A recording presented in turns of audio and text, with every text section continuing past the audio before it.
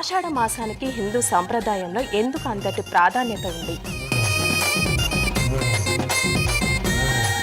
ఆషాఢ మాసం హిందూ సంప్రదాయంలో ఆషాఢ మాసానికి ఎందుకింత ప్రాధాన్యత అంటే, సనాతన సంప్రదాయం దానినే మనం పారంపరికంగా సనాతన ధర్మం అంటూ ఉన్నాం. ఇందులో కొంత రిఫైన్ అయిన భాగం హిందూ సంప్రదాయం. హైందవంలో అంటే హిందూ ధర్మములో ప్రతిరోజు ప్రతి క్షణం ఏదో ఒక ప్రాధాన్యతతో ఒక ప్రాముఖ్యత కలిగి ఉంటుంది.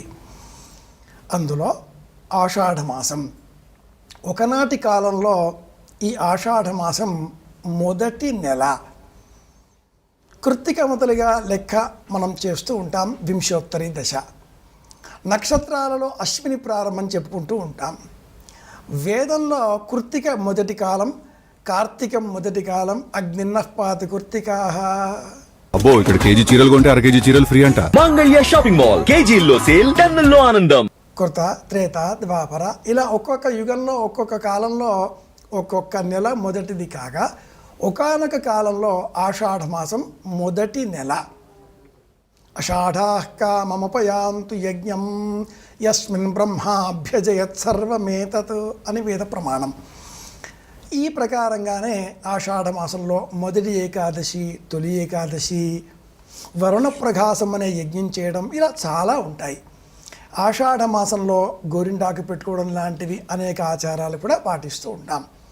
ప్రకృతిని, పర్యావరణాన్ని పూజించవలసిన మొదటి నెల ఆషాఢ మాసం.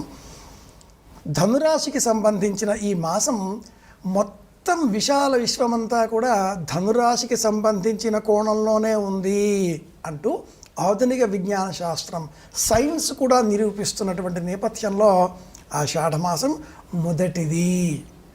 అందుకే ఈ మాసంలోనే వర్షాలు పడుతూ ఉంటాయి, ప్రకృతి పులకరిస్తుంది, కొత్తగా చెట్లు చిగురిస్తాయి. ఇది నేపథ్యం.